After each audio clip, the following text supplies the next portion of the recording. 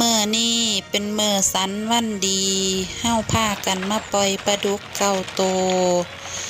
ขอให้มีความสุขความเจริญสุขภาพร่างกายแข็งแรงบ่เจ็บบ่จนสุขสมหวังที่ปรารถนา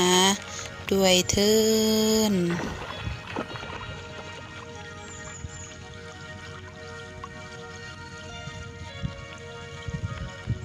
ไปแล้ว